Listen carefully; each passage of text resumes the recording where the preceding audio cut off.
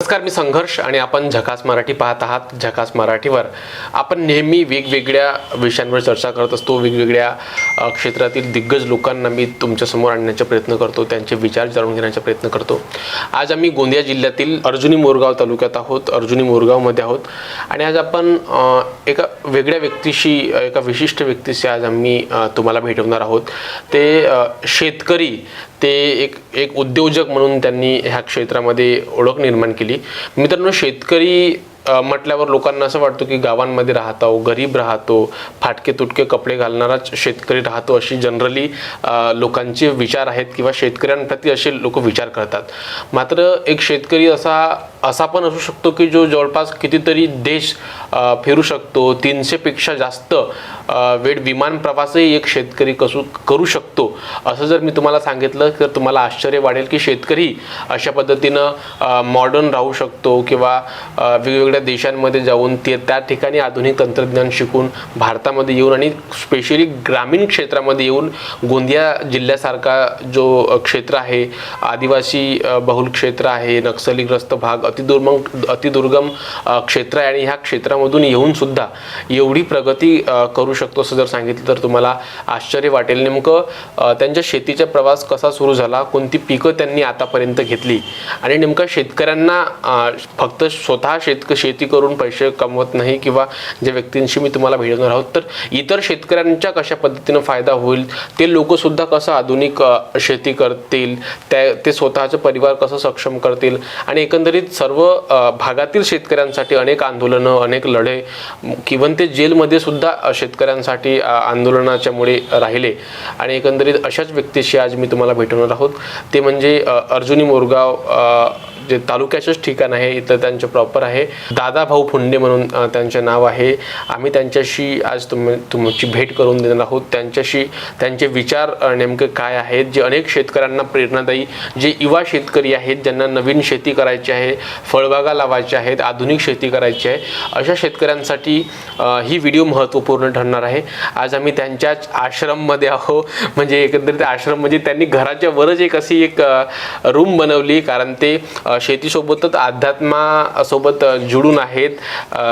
ते राष्ट्रसंत तुकडोजी महाराज यांना फॉलो करतात, त्यांचे विचार फॉलो करणारे आहेत आणि एक घराच्या वर स्लॅबवरच त्यांनी एक छोटासा आश्रम बनवला, ज्याच्यामध्ये ते ध्यान करतात, पुस्तकं वाचतात, लेखन करतात, असं त्यांचं एक छोटंसं हे आश्रम आहे. खरं तर नमस्कार, तुमचं खूप खूप स्वागत आहे झकास मराठीवर. बरं, नेमकं मी तेच म्हटलं की तुम्ही अगदी लहान शेतकरी, म्हणजे तुम्ही अगदी लहान वयापासूनच तुम्ही वडील, मला वाटते तुमचे लहानपणीच सोडून गेले आणि तेव्हापासून तुम्ही शेती पण सांभाळत गेले, स्वतःचं शिक्षण पण केलं आणि अनेक आंदोलन तुम्ही उभारली. नेमका हा तुमच्या शेतीचा प्रवास कसा सुरू झाला? कारण आधी धानाची शेतीपासून तर आज तुम्ही अनेक फळबागा लावल्या आणि इकडे अर्जुनी मोरगाव तालुका असो, नागपूर असो, आपण 2-3 ठिकाणी शेती करता. नेमकं कशी ह्या सर्व तुमच्या उपक्रमाची सुरुवात झाली? काय झालं की वडील शेतकरी होते, पूर्ण वेळ शेतकरी होते. ते जुन्या परंपरागत शेती करायचे. वडील तसे गावातले मोठे शेतकरी होते, पण 20 एकर शेतीमध्ये, 22 एकर शेतीमध्ये 150 क्विंटल, म्हणजे 100 खंडी म्हणे त्यावेळेस, 150 क्विंटल धान जर झाले तर भरपूर पिकाला आणि खूप परवडायचं. त्यावेळेला शेतकरी हा बिचारा नव्हता, त्यावेळेस शेतकरी पाटील होता. आणि काळ असा हळूहळू बदलत गेला की त्याची आज अवस्था शेतकऱ्याची ही गरिबीती आली. ही मी जेवढून पाहिलं, माझे वडील 1980ला मृत्यू पावले. त्यावेळेस आम्ही फार लहान होतो, कारण आम्ही दुसऱ्या आईची मुलं होतो. वडील म्हातारून मेले. वडील फार धार्मिक आणि सामाजिक आणि खूप मेहनती होते. त्यानंतर मी शेती केली. 1980 ते 90 या काळात मी स्वतःहून पूर्ण शेतीची कामं केली. पावड्यापासून, नांगर धरण्यापासून, लोकांच्याकडे भाड्यावर नांगर नेण्यापासून. 8 रुपये भाड्याने नांगर नेला मी. नांगर, बैल आणि मी 8 रुपये एका दिवसाला. इथून आपला प्रवास सुरू झाला आहे. तर आधीपासून काहीतरी व्हायचं आहे असं. तर माझे वडील गेल्यामुळे मी 12वीला, त्यावेळेस 11वीला होतो, तर 12वीला मी फेल झालो. मी ॲक्च्युली 10व्या वर्गामध्ये फर्स्ट आलो. त्यावेळेस फर्स्ट क्लास येणे मोठं कठीण होतं मॅट्रिकला. हां, मी आधीपासून पहिल्या वर्गापासून हुशार होतो, पण 12वीला माझ्या लक्ष इतकं विचलित झालं की 12वीला फेल झालो. आणि माझा राग मला चला, मी 4 वर्ष परीक्षा नाही दिली. आणि मग 2 वर्ष मी ITI केली का माझ्या हातात काहीतरी हुनर असावं. मला DEDला नंबर लागत होता, मी DED नाही केलं, त्यावेळी 10वीला DED होतं. मी 12वी सोडून मी ITI केलं इलेक्ट्रिशियन.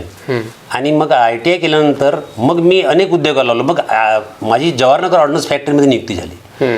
मग राजीव गांधी पंतप्रधान इंदिरा गांधी 1984ला मेल्या त्यावेळेला काय झालं की बॅन लागला आणि आमच्या नोकऱ्यामध्ये ट्यू आला. पण आमच्याबरोबरचे सर्व लोक नंतर लागले, पण मी ती नोकरीकडे झुकून पाहिलेलं नाही. नंतर मी आपले कामं सुरू केले आणि मग तिथून मी आपल्या गाई पाळणे, त्यावेळेस पोल्ट्री कोंबड्या पाळणे घरीच, आणि मग तिथून विटाच्या भट्ट्या लावणे. मग 1986ला मी LICची एजन्सी घेतली आणि LICच्या एजन्सीमधून मला पैसा दिसायला लागला. पण हे सगळं करत असताना मी शेती पूर्ण वेळ करायची. माझ्या गावात विचार एक एरियात की सर्वात शेती चांगली कोणाची, दादा फंडेची. तर वडिलांच्या नावाने आम्हाला ओळखलं जायच्या आधी मग आमचं नाव हळूहळू समोर आलं. तर LICमधून मी LIC एजंट म्हणून प्रसिद्ध झालो.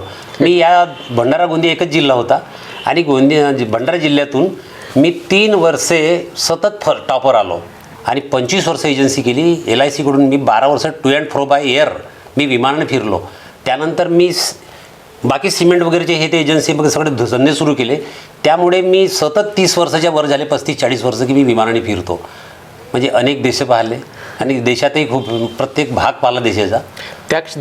तुम्ही म्हटलं की तुम्ही अनेक देश पाहिले आणि आज तुमची आधुनिक शेती आहे, तुम्ही एक आधुनिक शेती करतात. त्या भागांमधली शेती आणि आपल्या भारतातली शेती, आपली पारंपरिक शेती, काय फरक तुम्हाला जाणवला? हां, शेती आता मी युरोपमध्ये गेलो होतो.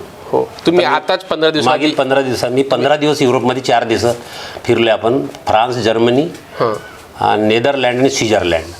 तर हे जवळपास युरोपचे देश सारख्या प्रमाणात म्हणजे शेत्या करतात. तर त्यांची म्हणजे सारखं पद्धतीने करतात. तर त्यांचं सगळ्या शेत्या मोठे मोठे प्लॉट आहेत. सगळं मेकॅनायझेशन आहे, ॲटोमायझेशन आहे, की मशिनरीवर शेत्या करतात. कारण त्यांची ती गरज आहे. माणसं कमी, उत्पन्न जास्त, आणि त्यांना उत्पन्न काढायचं आहे. आणि आपल्याकडे भरपूर लोकसंख्या आहे आणि त्याच्यामुळे आपण ॲटोमेशन घेतलं नाही.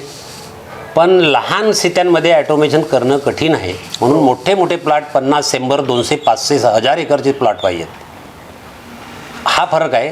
आणि मोठे शेतकरी आहेत तिथे, शेतकरी मोठे आहेत किंवा क्लस्टर करून त्यांनी मोठे केलं असावं. क्लस्टर करून, हां, की अनेक शेतकऱ्यांचं कॉम्बिनेशन करून. पण मोठ्या मोठ्या शेतात 1000, 200, 500 एकरचे प्लॉट आहेत. आणि 1000 एकर जमीन ही अवघे 4-5 घरचे मालक आणि 4-5 नोकर एवढेच 10 लोक 1000 एकर शेती करतात, 700 एकर शेती करतात. 1000 गाईचे प्लॅन्ट 2 ना 3 माणसं सांभाळतात. सारं ॲटोमेशन आहे.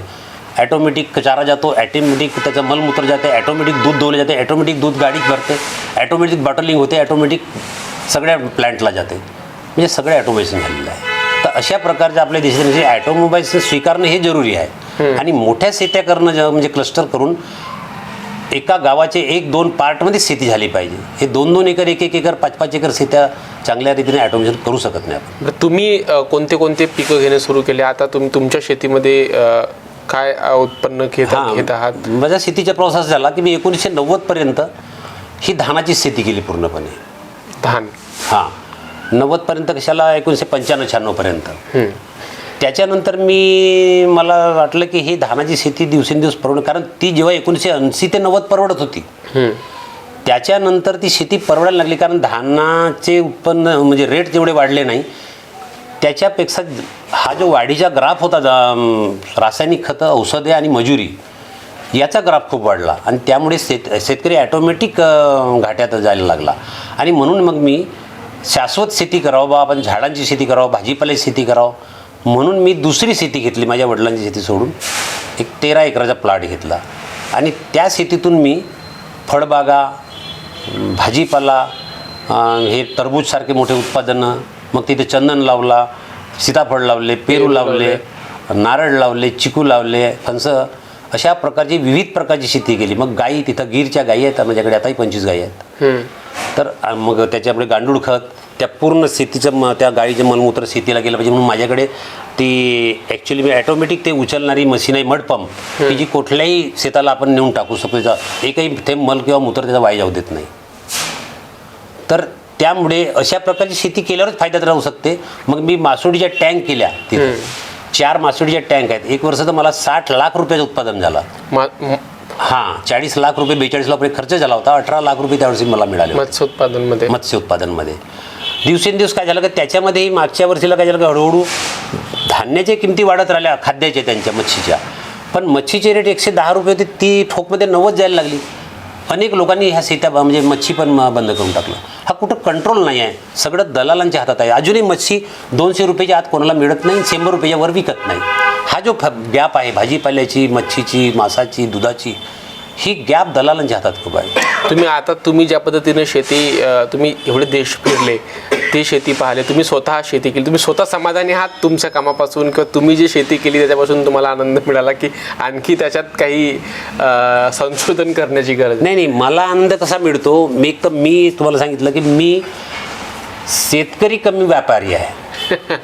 म्हणजे मी आधी आपले उद्योग उभे केले शेती करता करता. तर माझ्या मूळ उत्पन्नात म्हणजे माझे मुलं वगैरे पूर्ण शेती म्हणजे उद्योगात आहेत.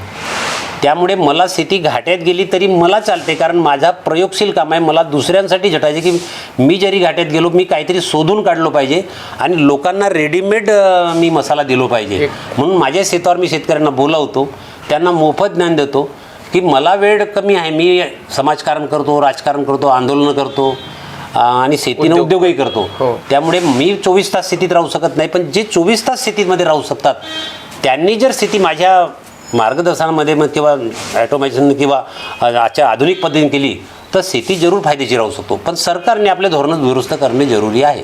सरकारचे कोणते धोरणे चुकीचे आहेत असं तुम्हाला वाटते, आणि कोणते धोरणं उपयोगात आणले पाहिजे, लोकांसाठी बनवले पाहिजे असं तुम्हाला वाटते? सरकारने बाजार समित्या आणि खरेद्या विक्र्या ह्या सहकार तत्वावर आणि सहकारी बँका ह्या शेतकऱ्याच्या डेव्हलपमेंटसाठी आणल्या होत्या एके काळात इंदिरा गांधींनी. ज्या वेळेला त्यांनी त्या निर्माण केल्या त्यावेळी खरंच शेतकऱ्यांची सेवा झाली, शेतकऱ्याचे उठाव म्हणजे त्याची प्रगती व्हायला लागली होती. पण हे आज संस्था जसजशा जुन्या झाल्या तर हे त्या नेत्यांना खाण्याची पूर्ण बनली. बाजार समिती आणि खरेदी विक्री याचा काही उपयोग आज शेतकऱ्याला नाही आहे. बाजार समिती उलट व्यापाऱ्याकडून सेस वसूल करतो म्हणते, पण जेव्हा शेतकरी देतो तेव्हा व्यापारी मग देतो. पहिले शेतकरीकडून तो वसूल करतो ना मग तिकडे देतो. म्हणजे याचा अर्थ शेतकऱ्याकडून सेस चालला आणि शेतकऱ्याला बाजार समितीचा कोणताही फायदा नाही आहे. विनाकारण सेस वसूल करत जात आहे. खरेदी विक्री ज्यामध्ये धान खरेद्या होतात, मी आताच काढलं आहे की त्या एका आमच्या बाजार खरेदी विक्रीनी 55 लाख रुपयाचे बाजार शेतकऱ्याकडून घेतलेला बारदाना 1ही रुपयाचा परत केलेला नाही. मी हा प्रश्न आमसभेत विचारला पण त्याचे उत्तर देऊ शकले नाही आणि लोक दुर्लक्ष करतात. अशी लूट शेतकऱ्याची होत आहे. म्हणून सरकारने धोरणं सहकारातूनही राबवली जात नाही. हा म्हणजे ड्रॉबॅक आहे याचा. एक काळ होता की शिक्षक म्हटलं की पांढरी शुभ्र धोतर, टोपी आणि त्याची प्रेस मारलेला शर्ट, हा त्याचा एक खाक्या होता. आजचा शिक्षक शूटिंग शर्टिंग गाडी कारने जातो, त्यावेळेस सायकलने किंवा पैदल जात होता. जसा त्याच्यामध्ये बदल झाला तसा शेतकऱ्यांनी आपल्यामध्ये, शेतकरी आता धोतरवाला नाही राहिला. शेतकऱ्यांनी आता ती तो क्वालिफाईड शेतकरी पाहिजे, त्यांनी मशिनरी चालली पाहिजे, त्यांनी ॲटोमेशन केलं पाहिजे, त्यांनी कपडेसुद्धा चांगले वापरले पाहिजे, तो अधिकाऱ्याशी ठाणून बोलला पाहिजे. हा शेतकऱ्यामध्ये बदल झाला आहे. आज तो शेतकरी नाही डोक्यावर हात मांडून आभाळाकडे बसणारा. आज शेतकऱ्यांनी सीना ताणून उभं राहायला पाहिजे शासनासमोर किंवा अधिकाऱ्यासमोर. आणि शेतकऱ्याची मुलं आज राजकारणी लोक खराब करतायत निवड आपल्या कार्यकर्त्यांना करू किंवा त्या झुंडीमध्ये नेऊन मोर्चामध्ये नेऊन आपली दिशाहीन होत आहेत. ते मुलं त्यांनी शेतीत वेळ देत नाही, त्याच्या हातात हुनर नाही आहे. डिग्र्या घेतल्या लोकांनी पण त्याच्याकडे कोणतीही कला नाही आहे. एकतरी अंगी असू दे कला हे राष्ट्रसंतांनी म्हटलं आहे, पण याच्या हातात कला नाही. मी शिकलो आहे, मी नांगर धरणार नाही, मी शेतीचं काम करणार नाही, अशी भूमिका स्वीकारली. शिकला जरी असलं तरी त्यांनी काम करायला मागे पुढे पाहू नये. त्यांनी दोन्ही भूमिका कराव्या, आधुनिक आणि पारंपरिक. बरं, आपण म्हटलं की आधुनिक शेती, पण अनेक शेतकऱ्यांचं असं जसं आम्ही बोलतो त्यांचं म्हणणं आहे की आता ते पारंपरिक शेतीमध्ये धान उत्पादन करत आहेत. समजा त्यांच्याकडे 2 एकर जमीन आहे किंवा 3 एकर जमीन आहे त्यांची, पण त्यांनी जर शेती आधुनिक पद्धतीने जर त्यांनी सुरुवात केली आणि त्याच्यात जर त्यांना जर लॉस झाला तर एकतर त्यांच्या आता जे शेती लावतात कमीत कमी तेही जाईल, आणि जर त्यांनी म्हणजे रिस्क घ्यायला ते लोक घाबरतात, किंवा नवीन जर शेती लावली आणि त्याच्यात जर उत्पन्न चांगलं मिळालं नाही तर त्यांना जो मिळत होता तो पण मिळणार नाही, असं त्यांच्यामध्ये समज आहे. हा समज या समजायला कसं करावं लागेल, आता काय होतं की व्यापार करतो कोणी, हं. No game without risk. आपण कोणत्याही खेळामध्ये क्रॉसपट्टी कार रोखतो की आता मरा या तर मारा, do or die. Do or die. तर शेतकरी जसा 2 एकराचा आहे त्यांनी एकतर शेती सोडून द्यायला पाहिजे, आपली शेती म्हणजे विकायला नाही पाहिजे, त्यांनी होल्डिंग करायला पाहिजे. त्यांनी कोणीतरी ह्या 2-2 एकराच्या 25 एकराची शेती जर एखाद्याला दिली तर तो 25 एकराचा शेतकरी आपण ॲटोमॅटिक सेंड करेल. आणि याला जर 10,000 का 15,000 रुपये दिले तरी हा पूर्ण मुक्त होईल मजुरीवर जायला किंवा कोणताही आपला पाणठेला चालवायला किंवा कोणत्या कामाला. हा मुक्तही नाही आहे. त्या शेतीमध्ये दरवर्षी माझ्याकडे अनेक शेतकरी आहेत का ते दरवर्षी एकरी 10,000 रुपये घाटा खातात. फायदा ते 1 रुपया जाणत नाही, पण ते आपली शेती द्यायला तयार. तशा परंपरेत माझी शेती आहे, वडिलांची आहे, मी कशा सोडेन, ह्या खुड्या भावनेमध्ये तो आहे. त्यांनी ती शेती सोडायला पाहिजे. नाहीतर दुसऱ्याची शेती किरायानं करून कमीत कमी 10-20 एकर शेती करेल तर तोच शेतकरी फायद्यात राहू शकतो, तोच ऑटोमेशन आणू शकतो. काय बेसिक गोष्टी आहेत जे सरकारने शेतकऱ्यांना जर पुरवला, जे लहान शेतकरी असोत मोठे शेतकरी, म्हणजे शेतकऱ्याला काय आता आधुनिक शेती करायला बेसिक गोष्टी कोणत्या आहेत? सरकारने ज्या शेतीला प्राथमिक गरजा आहेत, एक तर 24 तास पाणी पाहिजे शेतीला भरपूर, 24 तास वीज पाहिजे, त्या शेतात जाणारे रस्ते पाहिजेत, केव्हाही शेतीत रस्ता साधन गेला पाहिजे, आणि त्याला लागणारे जे बियाणे, खते आणि औषधे हे जोपर्यंत त्याला व्यवस्थित रेटने मिळत नाही तोपर्यंत शेतीतून तो आपला म्हणजे वर येऊ शकत नाही. सध्या शेतकरी काय करत आहे, सरकारची मजुरी करत आहे, बिना म्हणजे कमीत कमी मजुरीमध्ये देशाला धान्य उत्पादन करून देत आहे. शेतकऱ्याची मजुरी आज किमान मजुरी असेल ना, ती पण शेतकऱ्याला मिळून नाही राहिलेली आहे.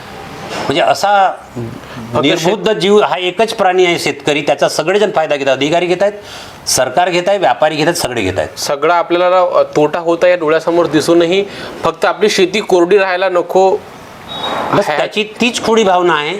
तो एक तर माइंड डेव्हलप होऊन नाही राहिला, तो खचून गेला आहे अनेक पद्धतीने, आणि त्याच्यामुळे तो हिंमतही करत नाही. त्याचे लोक अनेक हिंमत त्याची हे करतात, म्हणजे डाऊन करतात, आणि त्यामुळे तो हिंमत करू शकत नाही. हे कुठंतरी धाडस सरकारने याचा आयोग स्थापन करून याची मुळाला जायला पाहिजे. आणि ह्या ज्या व्यवस्था आहे जर तयार करून दिला की तो एवढा राबतो आणि देशासाठी उत्पन्न करतो. उत्पन्नाला खरं म्हणजे पहिला क्रमांकाचा भाव पाहिजे.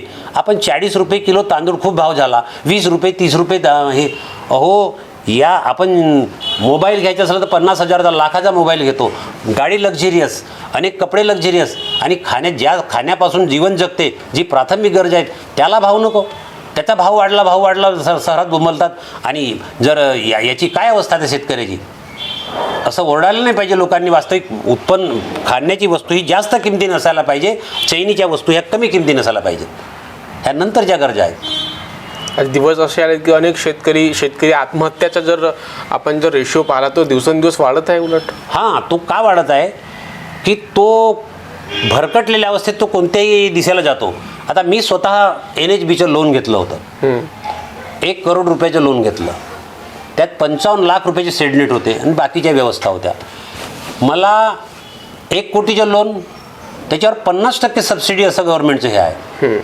पण मला त्यात अधिकाऱ्यांनी किंवा शासनाने इतका म्हणजे सगळं काही बरोबर करून माझ्याकडले कुठलीही त्रुटी नाही तरी त्यांनी मला 3 वर्ष सबसिडी दिली नाही. आता 1 कोटीच्या लोनचा 18% 18 लाख रुपये GST गेला पहिल्यांदा. मग माझे 3 वर्ष लोन अदा न झाल्यामुळे 3 वर्षाचा माझा इतका व्याज गेला की 30 लाखाच्या वर मी व्याज दिला.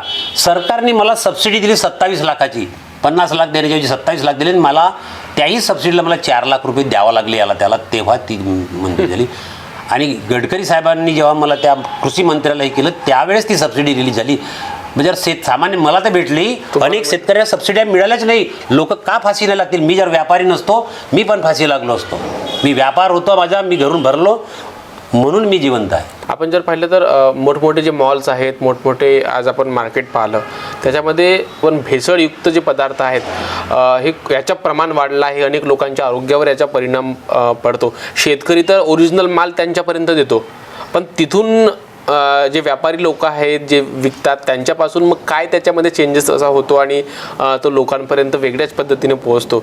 म्हणजे सर्वसामान्य लोकांकरिता असं काही मशिनरीज अवेलेबल नाही आहेत की जसं आम्हाला हे एक वस्तू घ्यायची आहे तर त्याला आपण चेक करू की त्याच्यामध्ये किती प्रमाणामध्ये काय अवेलेबल आहेत ह्या सगळ्या बघा, एक तर माणूस आधी अध्यात्मात सांगितलं आहे, आम्ही आध्यात्मिक रीती मानतो की माणूस सांगितलं आहे तुकाराम महाराजांनी वगैरे की माणूस हा काळ्या डोईचा माणूस हा बेईमान प्राणी आहे. तर आपल्यातलाच माणूस, तुम्हाला एक थोडीशी हे सांगतो की ज्या वेळेस रेलचेल असते लग्न सराईची किंवा दिवाळीची किंवा एखाद्या यात्रेची, तेव्हा एसट्या भरून येतात आणि मग या एस टी स्टँडवर अनेक लोक उभे राहतात की आता एस टी आली की आपण सर्वजण बसू. मग ती एस टी जेव्हा थांबते ते लगेच तेथून 10-15 लोक उतरतात आणि आपण लाईनीत लागलेले राहतो. आता ते 15 उतरल्यावर 15 चढले पाहिजे, दुसरे फुल भरले होते, आता फुल भरली पाहिजे. तिथे 5-6 लोक चढतात आणि ते काय म्हणतात, म्हणजे आता पहिल्यांदा हे 10 लोक एकत्र राहतात चढणारे, ते 5 चढले म्हणजे काय म्हणते, अरे गरमी हो रे, लगाव दरवाजा, मारो डबल बेल. कारण तो पायरीवर चढतो, त्याची मनस्थिती बदलते, त्या खालच्याचा विचार तो करत नाही. तशा प्रकारे कार्यकर्ता असताना तो म्हणते की मी असं असं करेन, जेव्हा नेता बनतो तेव्हा तो आपला कार्य विसरून जातो. ही विसरबोडेपणा किंवा ही बेईमानी वृत्ती माणसात त्या झाली. म्हणून जेव्हा खेड्यातला माणूस शहरात जातो त्याची पण वृत्ती बिघडते आणि तो खेड्यातले हे काय खेळेल लोक, म्हणजे तो आपल्याच माणसावर टीका करायला लागतो. तर ही माणसात होणारा बदल आहे. आता तुम्ही म्हटलं की ही रोगराई हा एवढा मोठा प्रमाण आहे की या केमिकलयुक्त आहारामुळे आणि प्रोसेस फूडमुळे आणि ह्या मिलावटीमुळे हे जेवढे लोक रोगी आहेत आणि एवढे दवाखाने भरलेले आहेत, हा याचं कारण आहे. शेतकरी पिकवतो त्याने तरी कसं पिकवावं, आणि म्हणजे त्याच्या जो ऑर्गॅनिक पिकवतो त्या ऑर्गॅनिकला भाव केमिकलपेक्षा कमी लोक देतात, कारण तो तजेलदार दिसत नाही. जिकडे तजेलदार दिसते तिकडं तो माणूस धावतो, त्याचे पैसे जास्त येतो. मी स्वतः कितीतरी दिवस, म्हणजे मी आता ऑर्गॅनिक पिकवतो, मी थकलो या कामामध्ये. माझ्या गाई माझ्याकडे एक ऑर्गॅनिक दूध काढतो, तर त्यांच्या जंगलात चरायला जातात, 100% चांगला दूध, पण मला 50-60 रुपये लिटरनी दूध विकायला जातो. मी फिरतो घरोघरी, ते विकत नाही, म्हणून मला 35 रुपये डेअरीवर द्यावं लागते. मी करू काय? अशी शेतकऱ्याची मशीन. जर आणि सरकारने जर अशी एक मशीन जर केमिकलयुक्त आणि केमिकल फ्री असे जर शोधण्याची जर मशीन हे केली, जसे आहे आता एवढा मोठा देश समोर गेला, हे जर काढलं तर एखाद्याला पैसे द्यायचे आहेत. एखादा प्राध्यापक आहे, त्याचा पगार 3 लाख रुपये, त्याला वाटते का मला 100-200 रुपये ही जरी भाजी विकत घ्यायची तरी मी विकत घेण्यास आहे. पण त्यांनी कसं ओळखावं की ही केमिकलयुक्त आहे की केमिकल फ्री आहे? तर याच्यासाठी सरकारने जागोजागी हे तंत्रज्ञान उपलब्ध करून मशीन उपलब्ध केले पाहिजेत की हे केमिकलयुक्त आहे आणि हे पटकन काढलं पाहिजे. जसं दूध काढतो, जसा पाण्याचा पीएच मोजतो, जसा जमिनीचा पीएच मोजतो, तशा प्रकारे भाजीपाले किंवा अन्नधान्याचा जसं मेटल डिटेक्टरने आपण मेटल मोजतो का, ज्याच्यामध्ये अन्न तांबा किती आहे, जस्त किती आहे, सोनं किती आहे, चांदी किती आहे. तर या भाजीचं का नाही करू शकत? सरकारने याकडे लक्ष द्यायला पाहिजे, धोरणं सरकारने बदलवायला पाहिजेत. बरं, असं ग्रामीण भागातील शेतकऱ्यांकडे सरकारचं दुर्लक्ष आहे असं तुमचं म्हणणं आहे? हो, तो तर त्याला वापरून घेऊन राहिला. जेवढे सरकारी नेते, अधिकारी, व्यापारी, मोठमोठे कॉर्पोरेट हे याला फक्त आपला मजूर समून वापरून घेऊन आले की तो कमी पैशात त्यांना उत्पन्न करून देतो, बस त्याच्यात समाधान आहे. हा मरो वाचो याची काही फिकर नाही आहे. माणूस कोणाची कोणी फिकर करून राहिले, संतांचं कोणी ऐकत नाही, नेत्यांचे सगळं ऐकून राहिले. बरं, आपण युरोप टूर शेवटचा प्रश्न घेतो. तुम्ही आल्यानंतर ते एक कार्यक्रम पण घेत आहात आणि अनेक शेतकऱ्यांना तुम्ही मार्गदर्शन पण करणार आहात. नेमका तो कोणता कार्यक्रम तुम्ही हाती घेतला? नाही, मला असं वाटतं, मी बरीच वेळा मी माझ्या शेताकडे कार्यक्रम घेत असतो, म्हणजे शेतकऱ्यांना बोलावतो. आता मी कसा थोडासा मी स्वतःला संपन्न समजतो का, चला बा मी खर्च करू शकतो, लोकांवर माझा काही खर्च झाला पाहिजे म्हणून त्यांना बोलावणे, त्याला मार्गदर्शन करणे, त्याला काही जेवण खाऊन देणे, म्हणजे जेणेकरून हे लोक काहीतरी शिकले पाहिजेत. ते म्हणतात ना, जगाच्या कल्याणा संताच्या विभूती, तसं आम्ही तो काम करतो. तर लोकांनी मी जे पाहिलं, मला असे वाटते की आम्हाला दिसतंय जग काय म्हणते, देखावेना जग हे डोळा म्हणूनही कळवळा येतो आहे. तर आम्हाला हे शेतकऱ्यांची स्थिती दिसत आहे, हे शहाणे झाले पाहिजे असं वाटते. म्हणून त्याच्यासाठी आपण कार्यक्रम घेतो, त्यांना सांगतो का तुम्ही अशा शेत्या करा, जशी नसेल परवडती सोडून द्या, अशी तो मजुरी करून राहिला. जर शेती 2 एकर दुसऱ्याला देऊन दिली 20,000 रुपयाच्या का 25,000 रुपयाच्या का 30,000 रुपयाच्या घरी आले, आणि जर तो दुसरा काम जर करायला गेलं कमीत कमी फ्री डोक्यानं तरी करेल. हा तर बॉदरेशनमध्ये करतो, एकही रुपया येऊन नाही राहिला आणि त्याच्या डोक्यावर ताण आहे. म्हणून आम्ही शेतकऱ्यांना म्हणजे संज्ञान करण्याचा आमचा माणूस आहे आणि त्याच्यासाठी आपण ते कार्यक्रम घेतो. प्रगतशील शेतकऱ्यांनी त्यांनी बदलवली पाहिजे लोकांची भूमिका. मी एकटा किती सांगेन, म्हणून लोकांना बोलवसे 200 300 चांगल्या शेतकऱ्यांना बोलवते, ते आपापल्या गावात जाऊन सांगतील. बरं, खूप खूप धन्यवाद आमच्यासोबत जुळण्याकरिता आणि चर्चा करण्याकरिता आणि मार्गदर्शन करण्याकरिता.